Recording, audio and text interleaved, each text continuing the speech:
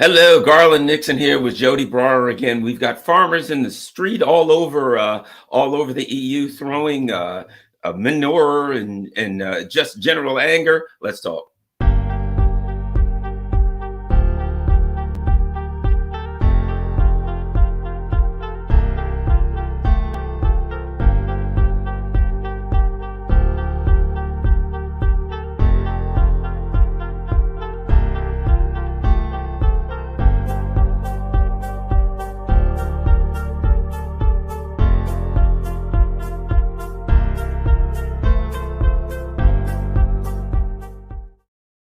Garland Nixon back. And I can always tell, being a person who's somewhat OCD myself, I can always tell the OCD viewers because they're the ones who are like, that 30-second countdown thing drives me crazy. And I'm like, man, I do an hour program and I'm like, oh, that's right, I'm OCD too. That's the kind of thing that's going to freak you out. That the 30 seconds, not the other hour.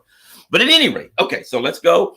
Joti Brar is the vice chair of the Communist Party of Great Britain, Marxist-Leninist, and there's a lot of things to talk about in the EU right now. And one of the issues, Lenin wrote a book called The State and Revolution. And Joti and I have discussed it.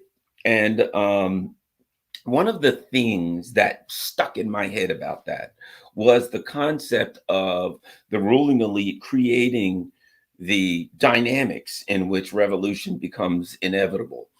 Let's talk about what's going on in the EU right now with the farmers in the street and general anger, but it's there's a general anger and fury, I can imagine, but it's manifesting itself in the forms particularly of the farmers, and these are the people who grow food. Your thoughts on what's going on there in relation to through the lens of Lenin's discussion about the state creating the dynamics for revolution? Well, Lenin, of course, was a great student of Marx, and it was Marx who pointed out right from the beginnings of his writings in the Communist Manifesto, he said, the one thing the capitalist system produces more than anything else is its own gravediggers, by which he meant the working class. The working class historically has the mission of getting rid of, destroying capitalism and replacing it with socialism. And capitalism can't do without workers. If it could, it would, but it can't. And in producing the working class, it's also producing the force that's going to end its rule. So that comes from Marx originally, and it's a basic kind of underlay of the understanding of Marxism of the world.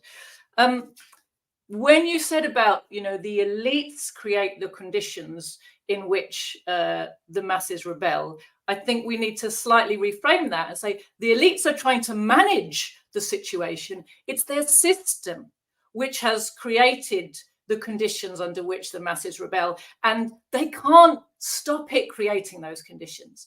The thing to understand about capitalism and capitalists is capitalists can't control the way that capital behaves. Essentially, they can't control how the contradictions of producing things for profit manifest in the world. They can't control the fact that it creates this massive inequality. They can't control the fact it creates overproduction crises, which lead to massive anger on the part of the working class, because, of course, they end up suffering.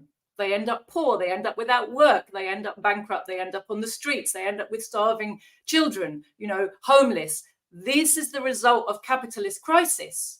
And the capitalists can't stop capitalism behaving this way. They're not in control at all. They're trying to manage, they're trying to ride the waves, of very bumpy waves of capitalist cyclical crises. And of course, once we get to global capitalism, imperialism, the crisis is no longer even cyclical. It's a bumpy downhill journey, right? And even the up is on a down, the up goes like this, they don't get real ups anymore at all, right? And certainly not the kind of up where the masses of the workers go, oh, times seem to be a bit better right now. You remember for the last 20 years, we've been being told that we're in a recovery. And every time the ruling class says we're in a recovery and they start making some profits at the shareholder end of things, the big corporates are making profits of some kind. And we're wondering, where are they coming from? Because the masses are having things worse and worse, right? So we can kind of see the dynamic there, okay? The profits are coming from impoverishing the masses. There's no real boom in the sense that the last time we saw a real boom was at the end of World War II. What triggered that boom? Huge destruction of the means of production, a huge destruction of the wealth of the world, and huge destruction of people. And all of that created, number one, higher employment because there's just fewer people, right? Number two, huge demand for reconstruction and rebuilding all the things you've destroyed. Essentially, that's the only way capitalism now, monopoly capitalism, can find to reboot the economy. It's through huge, destruction of that type of scale. So workers have to ask themselves, is this the price we're willing to pay for some prosperity, that every few decades we have to destroy half the wealth of the planet and a huge proportion of the people of the planet so that we can put some demand back into the system? And by the way, in that process, we'll still be the ones on the bottom, right? Is that the price worth paying and that's what is called by the capitalists social stability, i.e. their system stays in place, right? So the system is what creates the conditions. The elites try to ride it. They try to pass the burden of the crisis onto the poor, which we see them doing. And they try to find a way to survive, to keep in profitability for their particular business not to go bust, for somebody else's business to go bust and not theirs, right? So the conditions that are causing so much unrest have come about because there's an overproduction crisis, and it's getting worse and worse and worse. And as the overproduction crisis gets worse and the capitalists find it more and more difficult to make profits, we're seeing two things. One is the drive to war, to conquer new markets, to outmaneuver competitors, to control and loot raw materials at cheaper prices so you can maximize your profits, right? The other, and to destroy things so that you can reboot the economy with arms spending and with construction where you rebuild what you destroyed. So that's one way that the ruling class tries to find its way out of the crisis. The other way is just to push down on the poor. Now, one of the ways that the poor are being, or the ordinary people are being pushed down on, is the steady removal of agricultural subsidies in Western Europe. Now, a lot of people never understood what those subsidies were about. When I was young, there was a lot of, we used to joke about, and there was occasionally kind of outrage about things like, you probably never heard of it, Garland, because you live in the States, but we used to joke about the European wine lake and the European butter mountain. And what were they?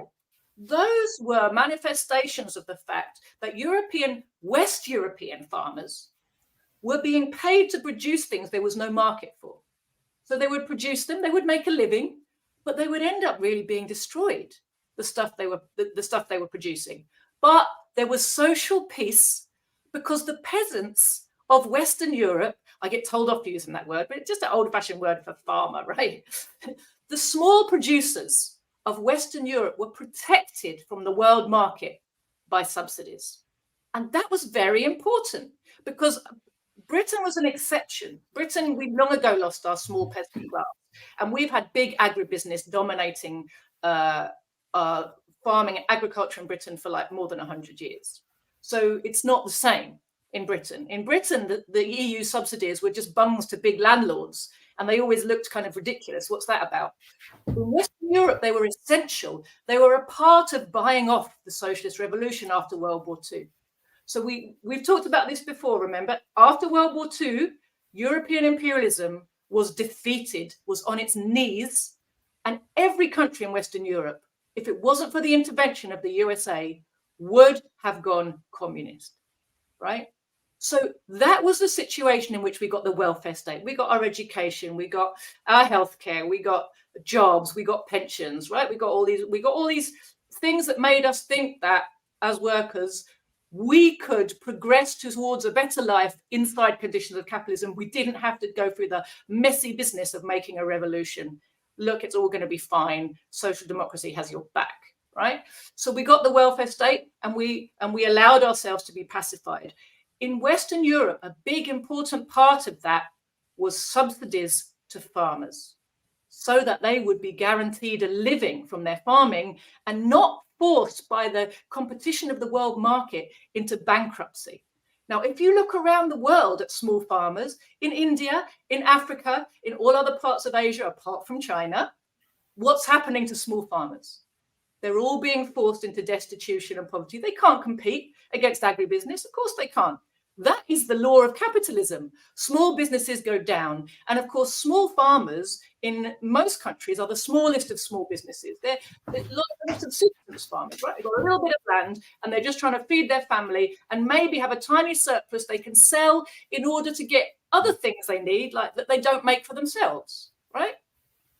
So subsistence farming and small-scale farming was still very much a part of the economy of the Western European countries apart from Britain after World War II. And the subsidies to keep them afloat, rather than being forced into bankruptcy by the action of the world market, was a part of the social peace deal that imperialism made with its working class after World War II to keep social peace. Now what's happening, of course, is all the welfare state provisions, including the subsidies to small farmers, are being steadily undermined because there's a crisis in the system and the rulers are trying to pass the buck to the workers. They're also feeling that since the collapse of the Soviet Union, that socialism is not a threat to them anymore. The working class is no longer armed and organized with the Soviet Union to show it the way it was in 1945. So the combination of those things, the shifting balance of class forces and the pressure of the crisis, has pushed the ruling class to undermine step by step all of the gains, all of the bribes it paid to its workers, and that includes these subsidies. But on top of the steady erosion of these subsidies, which is forcing the margins down and down and down for small farmers in Western Europe, we have another problem, which is the inflation that's been caused by the system and been exacerbated by the economic war in Ukraine. And on top of that, especially the extra inflation on energy prices, which has been caused or exacerbated again by the war in Ukraine and by price gouging by the monopolies. So you put all of that together, and what were small margins have become, essentially unworkable numbers. And a whole raft of small farmers are finding themselves on the verge of bankruptcy, and probably even some quite big farmers who are just not agribusiness, right? I'm sure they're not all little subsistence farmers. I'm sure some of them are quite, would have thought 20 years ago they were quite prosperous, right? But their numbers have just been being pushed down and down and down until now they're like, well, actually, we can't work for this. We're making a loss when we try to produce anything. So of course they're angry and stressed, and nobody's been listening to them, because they're a marginal voice. And then they show their power, and they're giving a lesson to everybody, aren't they? Because suddenly everyone's remembering, oh, without farmers, you can't eat, right? Well, guess what? Without workers, nothing happens, right? This is an important lesson to the working class. We've got a huge power if we actually learn to use it. Look at what's happening in Gaza, for example. We have people on the streets. I'm going to be in London again tomorrow, another huge demonstration planned, to stop demanding our government to stop being complicit and stop the genocide in Gaza. But we actually should take a lesson from the French farmers or the Canadian dockers right now. There is a power in our hands that we are not using. It's not the power of marching up and down on a Saturday. It's the power of refusing to let these things carry on. Wow. One of the things that popped into my head when you were talking, and that is the propensity for the ruling class, when they need to make adjustments, to push the burdens on the poor, to push the burdens on below them, so they can either, get some level of equilibrium, or at least appearance of that in their system, or that they can actually profit again, short sell, right? They're going to profit when things are going good, and when things go bad, hey, we can profit off of that too. Why do I say that?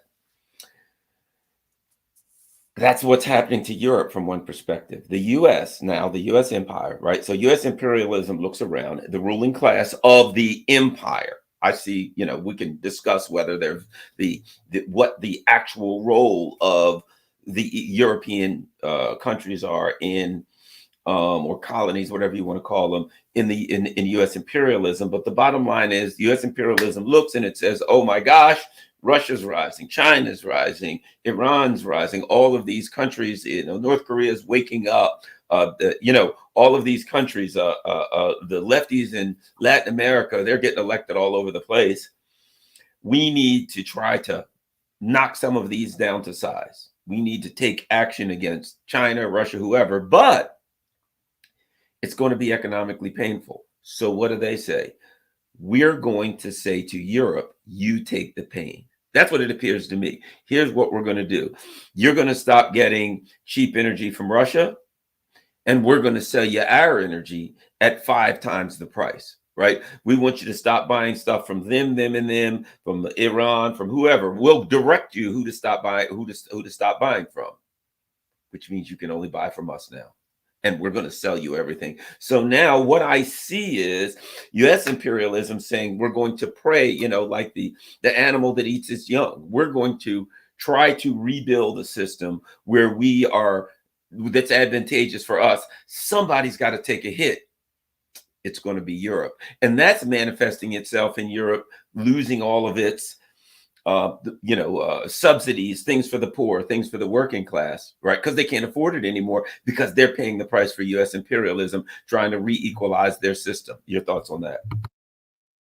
You're absolutely right that under capitalism, the big eats the small. There's only one language in capitalism, and that is force. Might is right. Big is right. Big beats small every time. And when there's a condition of crisis, when everybody's under threat of going under, of course, the bigger the enterprise, the more it uses its weight, its power to survive at the expense of others, to push its rivals out of business rather than go out of business itself. If somebody's got to go out of business, it better be you, not me, right? And of course, if you're bigger and stronger, you've got more power. And that's the way it works. That's why every time there's a crisis in the system, out the other side of the crisis, we see there's been a whole bunch of mergers and acquisitions, right? Capital has become bigger and smaller companies have gone by the wayside, been gobbled up somehow, or just gone bust. And it's the same even now we see with the imperialist powers. You're absolutely right. US imperialism since World War II has been the only imperialist power that really had that strength left to it to dominate the globe. And the other imperialists were resuscitated to the extent that they continued to exist as imperialist powers. They're still imperialist powers because the workers in their country still have a privileged level of existence compared to the rest of the world. And because if you look at how their economies work, okay, Germany still had a fair chunk of industry. It was kind of unusual in that respect. There were specific historical reasons why it was set up to look like an industrial success, partly because of being a competitor to East Germany, right? So there were reasons for nourishing German industry in the post-World War situation, right? But essentially, if you look at the economies of the West European countries, and particularly the old imperialist powers of Britain, France, Germany, what you'll see is a totally distorted economy in terms of how much of the wealth of the country comes in through the City of London or the Bourse in Paris, or I forget the names of the stock exchanges, but you understand what I'm saying, through the stock exchanges, which basically means as loot. Comes in as loot from the third world, and how much capital is exported to extract profits in the rest of the world and bring it back to the imperialist countries. And this is the way that these economies can be characterized. They are leech economies. They are parasitic economies on the rest of the world. And the wealth they enjoy is not wealth that their people have created. It's wealth that their financiers have sucked out of other parts of the world. So you can still characterize their economies this way, but they don't have the strength as individual powers that they had in the pre-World War I period. it's been steadily and then sharply declining, steadily between World War I and World War II, very sharply after World War II. And the imperialists of those countries have only been able to maintain their positions as looters of the world in coordination with the USA, as junior partners to the USA. So they are kind of in a bind, because if they want to survive as imperialists at all, the system has to be saved. For the system to be saved, you've got to cooperate with the USA, because if the USA goes down, they're all going down. So there's this kind of weird dichotomy between those very top imperialists in each country who definitely understand that they benefit from the alliance with the USA, and they're the ones who direct government policy, make no doubt about it. You can see it in Germany, you can see it in Britain. The interests that direct the very richest, biggest fortunes are aligned with the USA in each one of those countries, and they're directing the government. There's a big section of capitalists underneath that who just are not the biggest capitalists, who are going to be sent to the wall by this dynamic. Because as you said, the crisis is affecting everybody, and it's affecting Europe more than the USA, because the USA is the biggest one, and it is in a position to pass a lot of the burden and the blowback onto its junior partners first, right? And that is the dynamic. The way that the big industrial or the big financiers in France, Germany, and Britain are prepared to take this shows you that their loyalty is not to their country in terms of the mass of the people who live there. It's to their ability to stay at the top of the pile in each country, and more importantly, to be able to continue to reap profit from, exploiting the world. So, one of the things that I find interesting is that, through, Operation, whatever it was, Gladio or whatever, and through other machinations, U.S. imperialism has been able to really crush or drive underground socialism, the left in their particular countries and vassal states, and to create this liberal, neoliberal class, right? Ultra liberal fascist class is getting now, and pretend as though they're the left, right? To redefine the left. The left is now, if you're for, the whole rainbow flag stuff and all, don't get me wrong. I believe that every human being should have the same expectation of rights, okay? But through redefining, if you're for trans stuff or whatever like that, you're a vegan, you want an electric car, things like that, that now becomes the left. Whereas people like us who say, I always say this when people say, why do you call yourself the left? And I say, because I view politics through the lens of economic class. First and foremost, when you start talking politics, I talk about economic class. And if I hear someone saying, well, we should enact these policies, and they're the exact same policies as the neoliberals, I say, you're going in the wrong direction. Your thoughts on this? The people, the masses, are looking for populism of some type. But what's there? A right-wing group that'll say, oh, it's the immigrants' fault. It's, whatever. Well, what's your solution? Well, we need more deregulation. Well, that's exactly what the neoliberals want. That's exactly what the elite ruling class. We want less government, power. Well, they want less government power, right? My thought that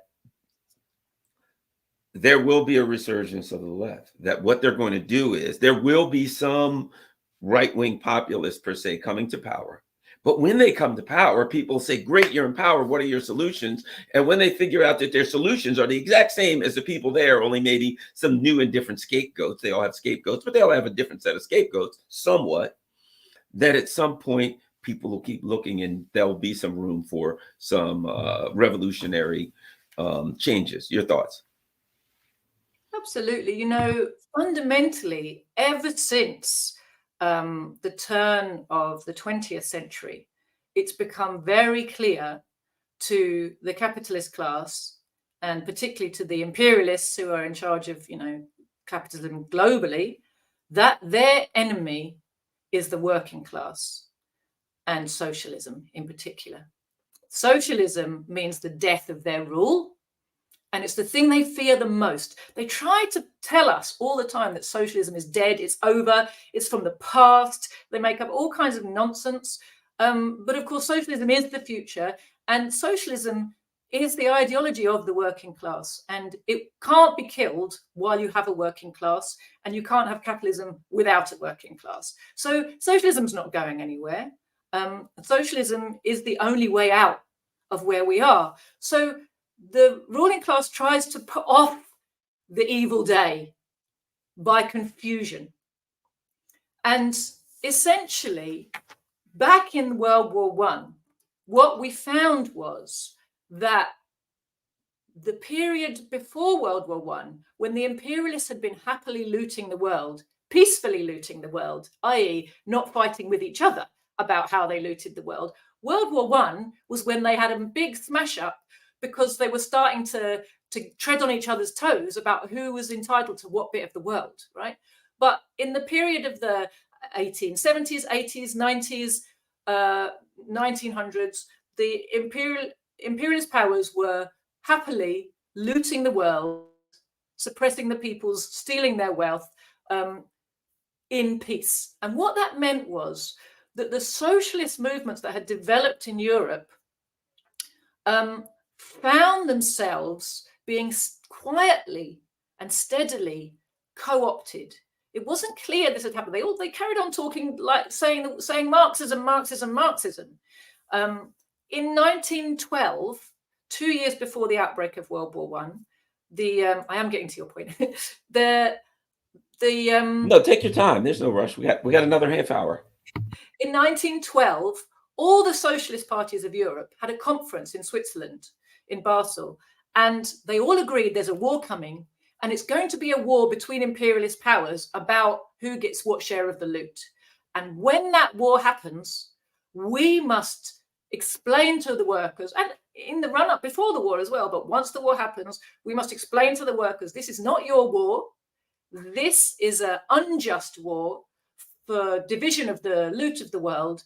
We must turn our guns on our oppressors. We must use the opportunity of a war that they have created to overthrow their rule and go forward to socialism. What actually happened in 1914? With the honorable exception of the Bolsheviks and some Irish and Hungarian revolutionaries who were small and fairly marginal, people tend to forget them, the Bolsheviks were the only ones who stuck to the line that had been agreed on in 1912. What happened to all the other socialist parties was their leaders, within weeks, were being co-opted into bourgeois national unity governments in their countries, in Germany, in Britain, in France. They were voting for credits, subsidies to the arms companies. They were going out recruiting for the war, and they were pronouncing that the war was for defense of the fatherland. And they helped the imperialists to send millions of young men to their deaths, instead of doing what the Bolsheviks did, which was to explain to the workers, this is not your war. This carnage is because of imperialism. There's only one way out. We need socialism. We need a socialist revolution. And they took those armed and angry young men and turned them against the ruling class, and they created the Soviet Union because of that. Now, so you see the difference between what real socialists do and what the fake socialists do. Now, ever since then, the bourgeoisie, the ruling class, the capitalists have had a huge amount invested in funding and creating fake socialists and a fake progressive movement to distract, confuse, and mislead the workers, and to keep their energy and anger confined within safe limits within the system. And they've paid for that because they're imperialist powers, and they get a lot of money from looting the world. So they're able to bribe a section of the working class into believing that actually we've got it pretty good here. It's okay. And that section is the section from which the misleaders of the working class are taken. and they are put over the masses of the workers, and their job is to act as, Lenin described them as labor lieutenants of the ruling class. They act as controllers and co-managers of the system, in a way that the ruling class themselves couldn't do that. They need privileged workers to put in place. We see it also in modern times, something I like to call NGOization, the professionalization of our movement. And it turns into not a revolutionary struggle to change the system, but a job, a career in managing the system. Actually, you see it in the way that NGOs act in the third world, the way they'll go into communities, find people who are natural leaders and turn them into professional charity givers, right? They decapitate the leadership of these communities by professionalizing their natural leaders. And they do exactly the same thing to the working class. When someone shows a bit of initiative, a bit of energy, a bit of dedication and determination, they give them a job. They give them a clipboard, they give them a function, they give them a position, and they give them a place in a machinery. And very quickly, these people forget what they were doing it all for, and their job becomes just to keep the machine going. But the machine is a part of the capitalist status quo. So you were talking about how we have all this kind of fake demands that are being created in place of the real ones. Instead of talking about class and our relationship to how things are produced, what is produced, how is it produced, what's our relationship to production, that determines our economic class, that determines our status in our society. You're a wage slave or you're an owner of capital.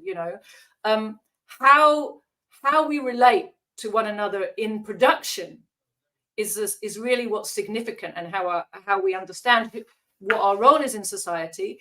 This is being disappeared and replaced with fake controversies. We have kind of culture wars, and we have a replacement of real socialist demands. Sorry, someone's washing my window. We have a replacement of real socialist demands with fake bourgeois academic ones. So where there used to be an understanding in the working class that, for example, the women's question, the question of emancipation of working class women from the double burdens they have in a class society, can only come about by abolishing class society. Now we have this kind of bourgeois feminism has turned the women's question into one of equal rights inside capitalism. Have we got enough women CEOs? Are there enough women top earners? None of which touches the question, actually, of working class women's oppression. Doesn't come near it. But it becomes our kind of distraction demand, and then everybody's got to be a feminist. And the demands of the feminists are what? A combination of sexual liberty, like that is going to change your life. Burn your bra, whatever stupid things they used to say in the 70s. And, demanding that we have a woman president to go and kill and rampage around the world. And then that's liberty and freedom, right? So, and I got to add one, and this is to me very obvious. To say to powerless people, you will be, and they love to use this word, empowered if you can choose your pronoun. Right? That you know what I mean? And I think that's where it is like people who are powerless in this system. So they're saying, you want power, I'm going to give you power. You can choose whether they'll call you he, her, they, them, whatever the case may be. And I let people like me laugh it off and roll around. It's like, oh my God. But in reality, it's pretty devious because it's giving the illusion of power to the working class. I have no power. Okay, let me tell you what power you have. You can tell people that they can call you anything you want, whether it applies in traditional vocabulary or not. And we will then join in to beat that person. The ruling elite will come in and help you punish that person, ostracize that person if they don't use your chosen pronoun. Now you feel like at least I have something. I can tell people what to call me, and the ruling elite will side with me and help me to punish this person and anyone who doesn't use the pronoun. And I think that's a way of creating the illusion of power for the working class when they actually still have none. What do you think? Absolutely. It's a part of this huge distraction machine, isn't it? To distract you from the real causes of your anger and your misery, and point you at another worker to blame. Fundamentally, that's the main role of all of this distraction machinery, is to encourage workers to believe that it's other workers who are to blame for their problems, whether it's immigrants, men, brown people, white people, Muslims, Christians, Zion, it's anybody who's another worker is your enemy. And Hopal, I was listening to him the other day, and he did a quote from a early Russian Marxist called Plekhanov. And I can't remember exactly the quote, so I'll paraphrase it. But he was talking about how the more decadent and decaying and kind of lacking in anything positive to offer the world the system becomes, the more sublime, he said, did become the words of its representatives. So we've seen this in our lifetime, haven't we? The steady disconnect between the public discourse of our officials and media and the reality of what they do and what the system actually is like to live in, and this, like, telling people they've got, I mean, it's insulting, isn't it? Telling people who have less than nothing that you've got power because you can choose your pronoun. Now, of course, you can choose a pronoun, but you can't choose your biology. So it's the most ephemeral, stupid thing to offer people. Oh, you can tell yourself you're a boy, not a girl. Okay, now my life is fixed. All my pain is now gone. Right? What nonsense. The thing that's created the pain, the alienation, the lack of all the meaningful things that people need as they're developing, through their adolescence, that aren't there: social cohesion, a future, access to culture, to leisure, to nature, to science, to all of the great benefits of human civilization. They're cut off from completely. They're stuck on their own, under lockdown with phones marketing at them saying, oh, you're feeling pain? Oh, well, change your body, change your pronoun, you're going to be fixed, right? Capitalism is brilliant at selling us things that it promises are going to fix our pain, the pain that capitalism created, right? The alienation that a broken society produces in human beings. We're told there's you can buy a product to fix it.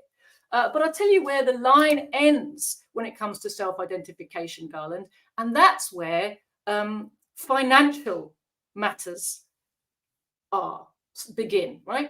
You cannot self-identify as a pensioner. I keep thinking I should try it, right? Could I take the government to court? What would they say to me? I'm identifying as a 65-year-old, and by the way, that means I'm eligible for my pension, and if you don't give it to me, you're anti-old, anti whatever it is I'm identifying as. I don't know what. Right. We haven't identified the word for that one yet, have we?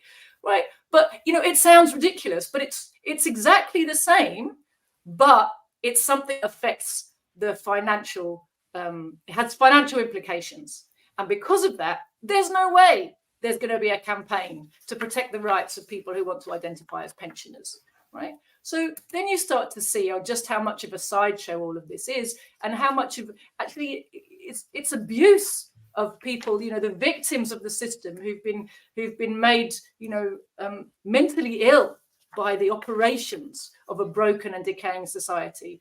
They're being manipulated, being sold a pill, and then they're held up as something to hit other people over the head with, who've not been suckered in by this mass delusion, by the campaigns of the medical pharmaceutical industry to push products onto alienated young people and all the rest of it. I mean, it's really sickening. But, the need for the ruling class to find ways to break us into smaller and smaller and smaller groups in order to try to stay on top while life gets worse for everybody. I mean, that's the thing to understand. All of this is not happening accidentally. It's happening because the crisis of the system is getting deeper and deeper.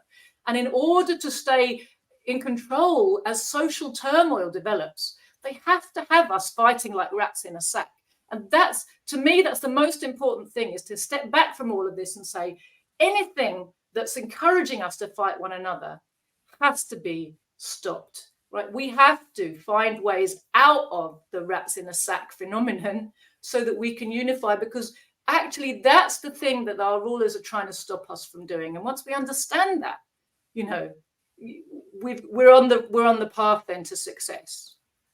Well, one of the things I wanted to ask you about also is, and that's something we haven't discussed as much in this particular platform, and that is, you know, I've spoken about the ruling class, the governments, et cetera, in Europe, how subservient they are to U.S. imperialism, and how they're working in concert with U.S. imperialism to impoverish and disempower their constituents, as it were. You've talked about the role of the government, the role of the state, what their job is, because people, you know, I hear people saying that's not their job. They're supposed to look out for us. And I'm like, it kind of really is their job. Talk about the role of the government, the role of the state.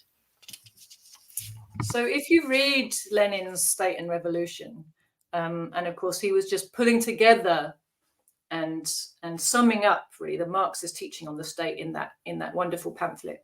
And what becomes very clear is, when you look at it historically, the state is an institution which arises at a certain point in the development of human society when society divides into classes. As soon as you have classes, you have antagonistic interests. You have exploiters and exploited. And when you have exploiters and exploited in a society, you've got groups who are in permanent conflict with one another. So the state arises at this point in time in order to control what would otherwise be a permanent kind of warfare, to keep it under control, to maintain social peace, but in the interests of the dominant exploiting class, the powerful class, the class with property, the class of exploiters. So this is what the state is. This is how it arose. This is what its function is. It's not neutral. It's not even an arbiter, although it seems like it is. It portrays itself as a neutral arbiter that's above class conflict, but actually it's a machine in the hands of the dominant class. So it's a machine for the suppression of the majority of the people, at least up until we get to socialism. That's what it is. So in the slave-owning state, the feudal nobility state, and now the capitalist state, these are all states of an exploiting minority. And therefore you have a bigger and bigger machinery involved in this state, because you've got a smaller and smaller number of people in whose interest the state is actually run. And in order to keep this tiny minority in power, you need a massive machinery of repression. It's actually, it's kind of ironic. It's a kind of ironic, weird projection. Because we who live in imperialist countries have become used to a very powerful, very dystopian state machinery that interferes in so many aspects of our life and is very repressive. Actually, even while it's telling us democracy, democracy, freedom, democracy, it's a very repressive state machinery. And we're aware that there's this big machinery of coercion, repression, domination over us. When they want to scare us about communism, they tell us, oh, it's big bad brother. It's a terrible, big, scary, oppressive, repressive state machinery. And we buy all that BS because we understand that. That's not what a socialist state is like, but we are ready for that propaganda because our experience of a state machine is of the state machine of the imperialist exploiters, which is a very repressive machinery. So fundamentally, in answer to your question, the role of the state is to keep the status quo, keep the ruling class ruling and the working class under control. And so now, I guess, because we're in times of desperation for U.S. imperialism, I mean, because generally it seems to me that a very critical part of their diabolical plan is to create the illusion of democracy, the illusion that the ruling elite, that their governments, that the state is working on behalf of the working class, of the masses, right? That's a critical part of what they do. Maintain the illusion that you're voting in people who are looking out for you and blah, blah, blah. It seems to me that in their time of desperation, the rise of China, and particularly more so than ever, the rise of China, because they tell everybody that socialism doesn't work and China's beating the crap out of them in every way, shape, or form. And it's very obvious that they seem to, I guess, in times of desperation, be casting aside the need for the illusion of democracy, the illusion of representation, the illusion that they're on their side. That seems to me less important because they're getting more brutal in their censorship, in their, as you know, arresting people on the street who push back, all of those kinds of things. The crackdown on the working class seems to be getting more pronounced. And my interpretation is it's because of desperation. Desperate times call for desperate measures. Your thoughts? Yeah, fundamentally, democracy is the velvet glove of bourgeois dictatorship. And it's very effective up until a certain moment. And when it stops being effective, the ruling class is not, it's just a tactic, right, for maintaining its rule. It's not a principle. So if there comes a point where the velvet glove of democracy doesn't work, fine, we'll get rid of it and you get the iron fist. And, when and where and how that happens, depends on the situation. In general, what we've seen in the past is the velvet glove is thrown away when the ruling class is really fearing for its survival and is not able to hold the workers down through it's controlled democracy, isn't it? We'll talk about that in a second, but through apparently democratic means, it's not able to keep the working class down. Usually it feels under threat of a rising and revolutionary working class. Now, in Britain and the USA right now, you can't say that our rulers are feeling under threat from a rising revolutionary class, but you can see that they are aware of the seeds of that upsurge. And that, of course, the global balance of forces, the global upsurge against their power is very much on the rise. And that's having its effect domestically as well.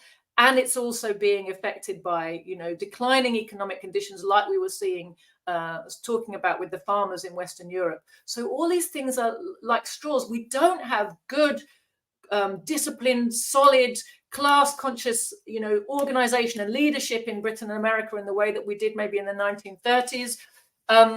But there is growing anger and frustration, and there are many, many, many, many little rivers that have the potential to come together of, so many sources of frustration, anger, cynicism, desperation, disgust, and just the steady forcing down of people's living standards. And so I think what we're seeing at the moment is the kind of tentative steps towards trying to stop a leadership forming for this mass of discontent. One of the important things to understand about the state is that when you have a state, it arrogates to itself a monopoly on the use of force. I think it was Engels talked about how the state really, the first manifestation of the state is that instead of the armed population, which is what you have in primitive societies, you have special bodies of armed men. They're trained, they're paid by the state, they're loyal to the state. They're the ones who are allowed to use violence on behalf of the state. Everybody else must be disarmed.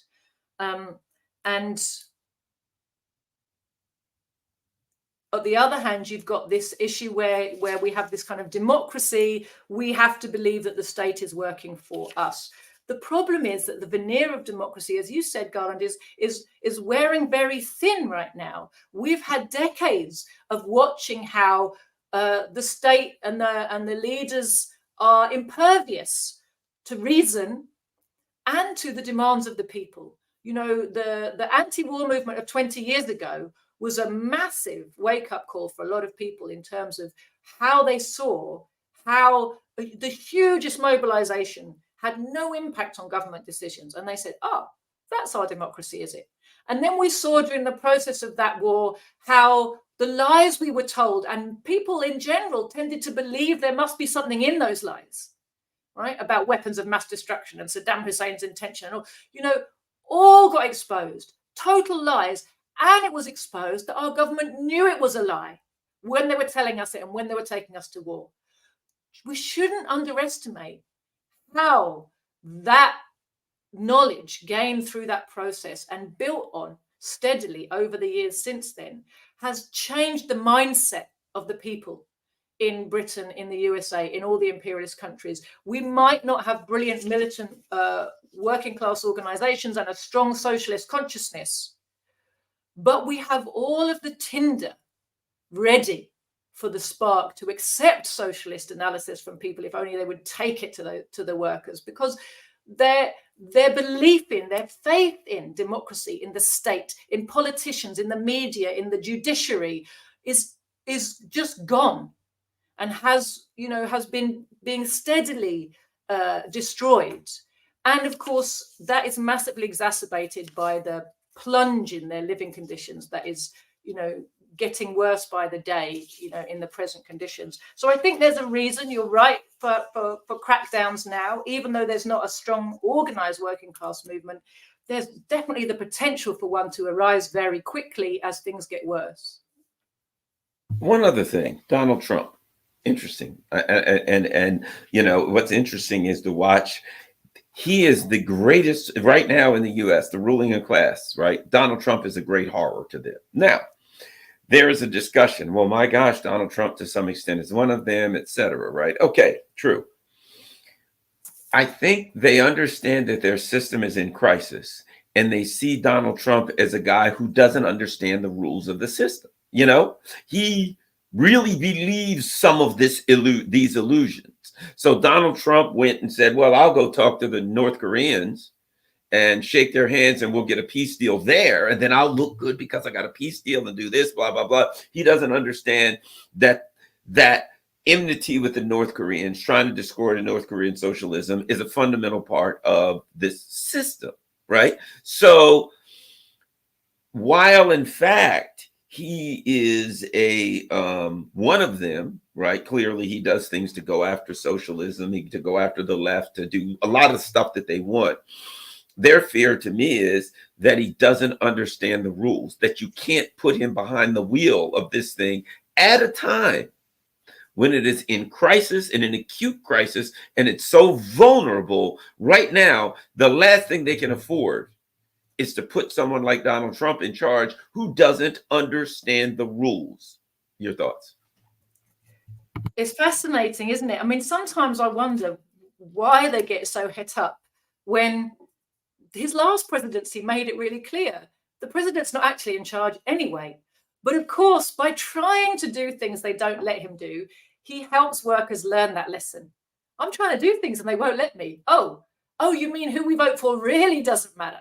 Not even doesn't matter because you're two the same, but even if we vote someone in there who's Karl Marx, he doesn't get to make the decisions, right? So I guess that there's that aspect of a Trump presidency, right? That there's the beginning of a realization for people. It doesn't matter who you put in the White House, right?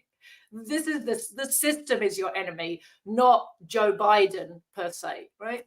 Joe Biden is a front man for a class.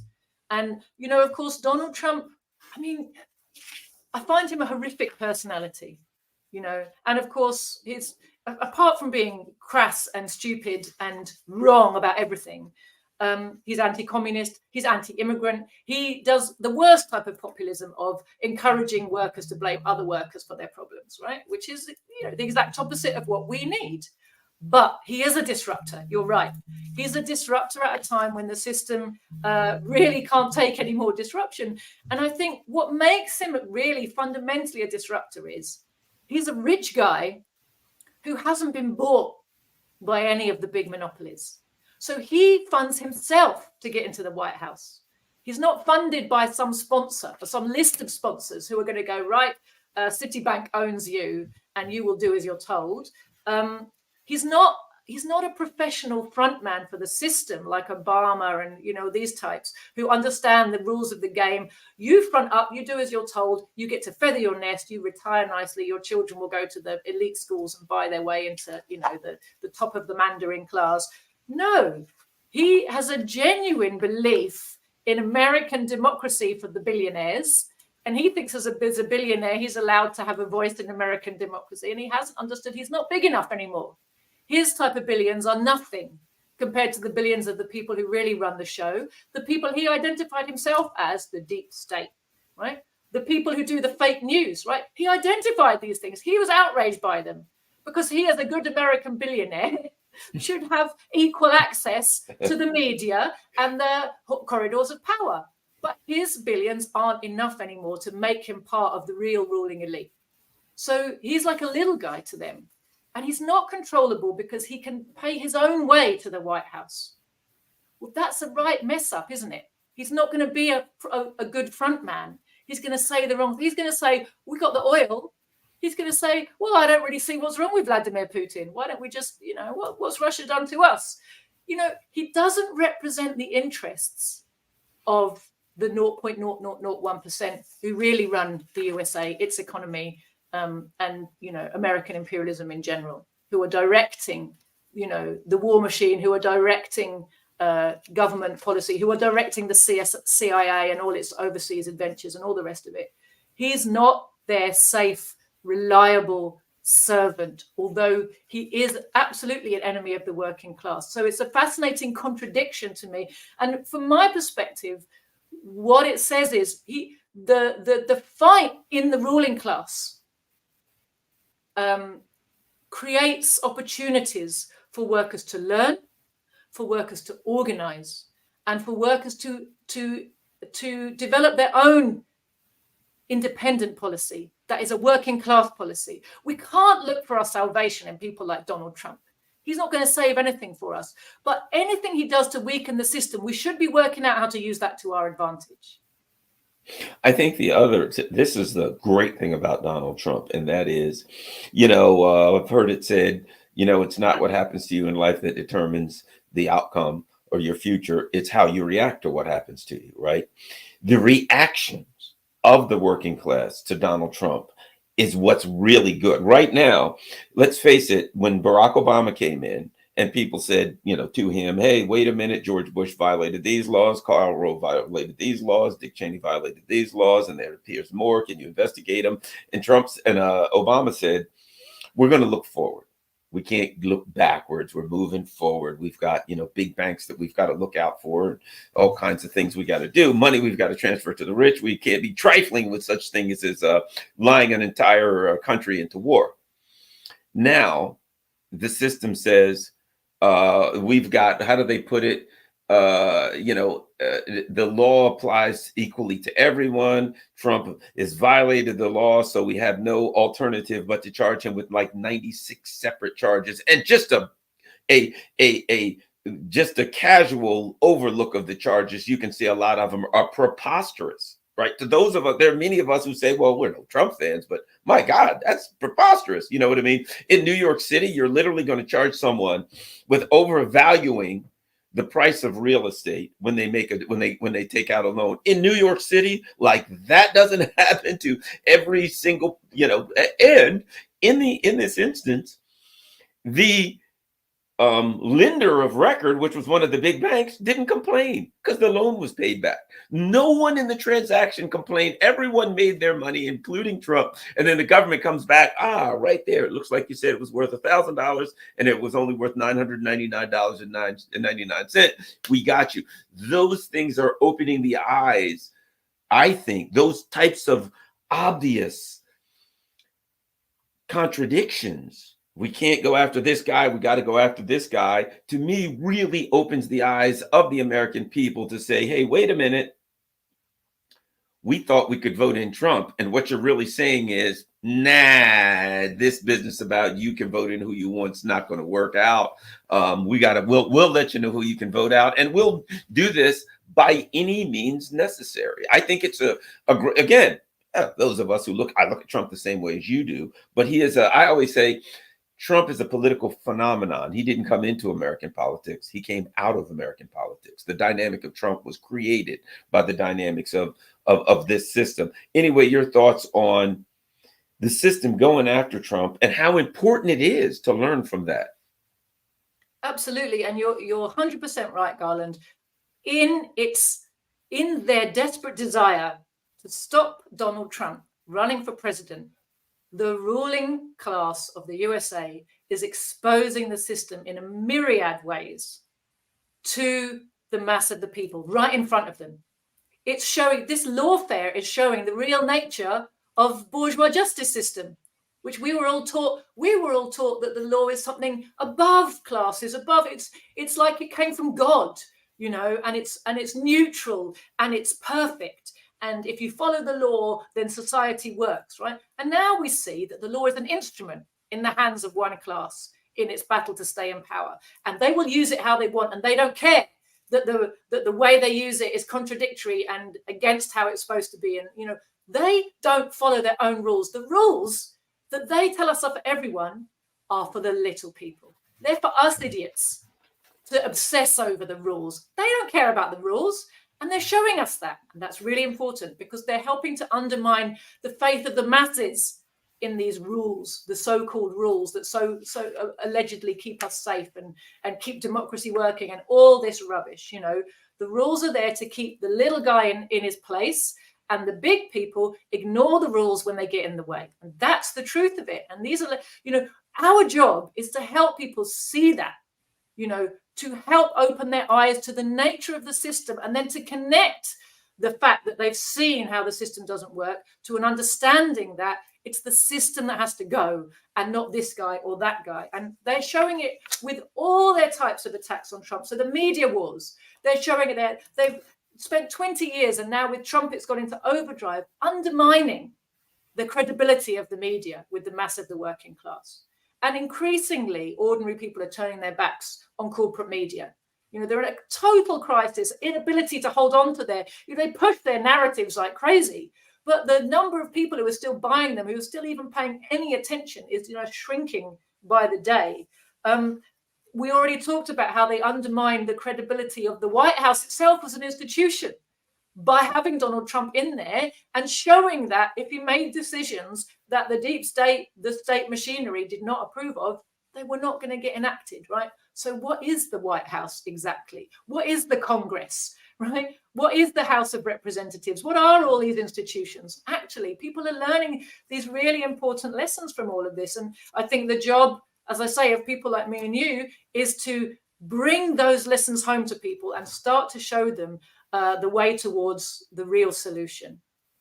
Last, I know we're busy. If you have time for one more question. Sure. Okay.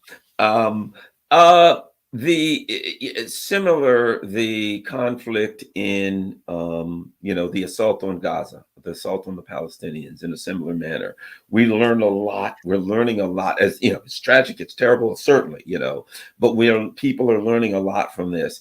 One of the things I've said is, you know, people are like, isn't this terrible? And I say, yes, in a really terrible way. There are a lot of us who are looking at it saying, we told you so. You know, I'm looking at it because people are like, oh my gosh, this is terrible. And I say, you know how many people they killed in Iraq, you know, in Libya? Read a book called The Jakarta Method. Do you know anything about Salvador Allende? I could go on and on and on. And I say, the thing that's going on here is, this is small potatoes as far as an imperialist. And it's horrifying to say this. This is the truth. And I've said this to people. When it comes to the imperialist, the decadent murders and genocides, this is small. The numbers in Iraq, I mean, I could go do, you know, 2.5 million in Vietnam, Laos and Cambodia bombing. The numbers are incredible. But now that there's Telegram and Twitter and people on a day-to-day basis, and this is the really good thing, the resistance forces have learned how to use pictures and video and get the information out on a day-to-day basis. Your thoughts on what people are able to learn and the dynamic, the resistance forces in Yemen demonstrating that you can fight City Hall. demonstrating that you can fight these superpower imperialists, and there's nothing they can do if you stand up against them. Your thoughts on what we are learning from this tragic conflict? You know, you're 100% right, Garland, in terms of, you know, just like the Zionists have tried to describe the Holocaust of European Jews in World War II as the Holocaust with capital T, capital H, the only one that ever happened, when in fact it was one in an endless string. You know, since the dawn of colonial times, capitalism has been soaked in, drenched in blood, and imperialism has never known a day where it wasn't committing a genocide somewhere. That is a horrible truth. Most of them, the matter the people in the West don't even know about. You know, how many British people know that millions of Indians in Bengal died in a famine that was essentially engineered by British wartime policies? And at the time it was happening, the British administration refused famine relief, kind of saw it like it was, although it had come about because of British policy, saw it as a kind of, oh, well, it's just a rebalancing of the population. Churchill made a comment where he basically said, I hate Indians. They're filthy and disgusting. They breed like rabbits. It's better if there's fewer of them. You know, no, we're not sending any ships to, we're not diverting any ships to send them food. We need it elsewhere. And just let millions of Indians die. Didn't give a SHIT, right? And this is the mindset of the colonizers. The thing is, they've been in a position where they dominated the information space so that most of the people of the world who weren't involved in those things didn't know about them. The only way they found out was through a communist press. If you have a good daily communist newspaper in your country, you'll get information about things that otherwise you won't hear about. That was the only way workers knew things. Now, we have social media. And although you have to work out how to find things on social media, once you've worked it out, you can't be turned off it. They might have got control of the algorithms on Twitter and YouTube and Facebook to try to cut down our exposure to true information. But if you've built a network of personal friends on WhatsApp, or if you've joined Telegram and you've found some channels where useful information is coming, they can't get into that. They can't stop it. And that is what is really doing for them, actually, in terms of the information domination. And that is why we're seeing with Gaza, you know, you have to see that the most recent assault and escalation of the genocide in Palestine, the reason it's falling on such fertile ground in terms of the numbers of people who are tuned in and watching and paying attention is because it's not new. The genocide is 75 years old, 76 now. And each time there's been a ramping up of the genocidal assault on the Palestinian people, a slightly wider circle of people has become aware of it and started to be plugged in and started to inform itself about why is this happening. And for decades, that number has been steadily growing and becoming steadily better informed about what it's really all about. And just because the situation gets normalized for a few years, and Anthony Blinken can say, Middle East is the most peaceful it's ever been for 20 years, you know, it's gone quiet, as in, you know, there's a temporary cessation of the most overt level of hostilities. That's their level of quiet. They're still genociding the Palestinians quietly away from headlines, right? It's not being reported. But with the latest assault on Gaza, where the Israelis, because of the logic of their own situation, have gone so full throttle, rampant, openly, publicly genocidal and vicious, and conducted this insane blitzkrieg on Gaza to wipe it off the map, as they have said, 2.5 million people they want to just eradicate somehow. That has been received by an audience that was already tuned in and waiting and watching. It didn't come out of nowhere. You know, do you know, Garland, where I first opened social media accounts in a meaningful way was when I traveled to Gaza as part of a convoy aimed at breaking the siege back in 2009. That's why my handle on lots of media is Joti to Gaza, right? That's why I called that on Twitter. I got my Facebook, my Twitter. I had an Instagram then, or whatever. I had a blog to document this struggle, which I felt was coming to a head. I couldn't believe that the siege of Gaza was going to last much longer. It had already been going for 3 years. We saw Operation Cast Lead, and then we saw 2008 when this big bombing campaign on Gaza. And then after that bombing campaign, they weren't allowed any materials to rebuild anything, and it was horrific and disgusting. And we said, if we just target enough pressure on Palestine now, the siege will be broken, and Israel will be forced to the negotiating table. The Americans will be forced to have to negotiate a lasting, just solution for the Palestinian people.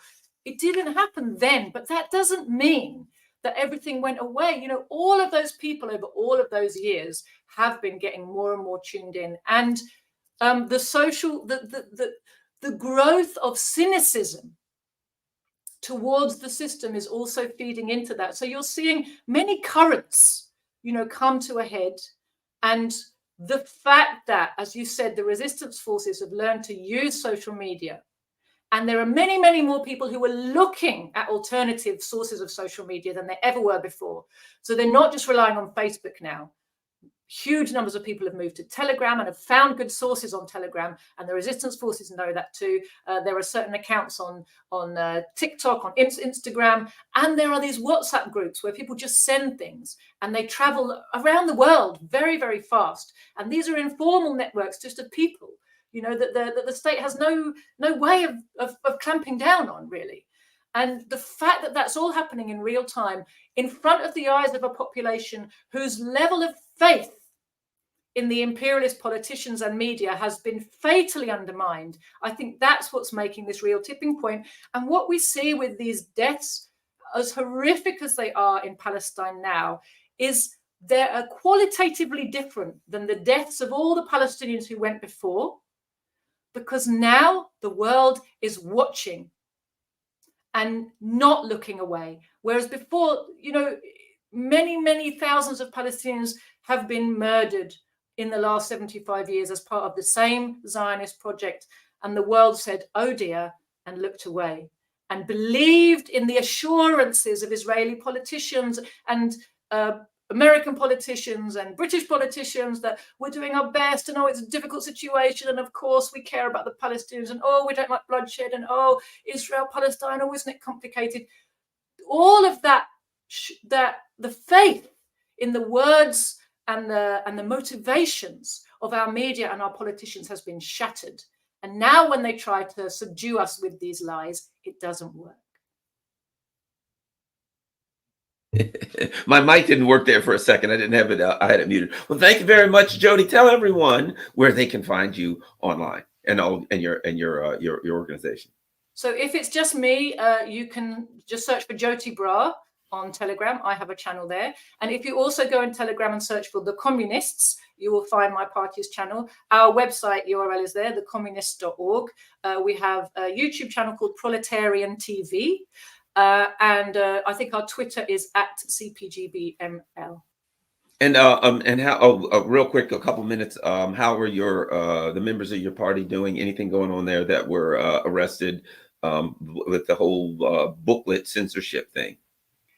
They're all fine. We are waiting. So we've got various dates in February and March when different people have to present at the police station to find out whether or not they're going to be pressed with any charges. At the moment, we've heard nothing. Okay. Well, one thing we didn't have to get a chance to talk about, what we will next week, and that is, the U.S. soldiers dying, the U.S. empire saying, doggone it, we're going to strike back and we're going to hit you hard and we're going to go after Iran. And then a day going by, and now a week's gone by, and they're reticent to act, and we can discuss why. At any rate, Joti, thank you very much. And I look forward to having you back soon. I'm going to send your dad a request. I'd like to get him on.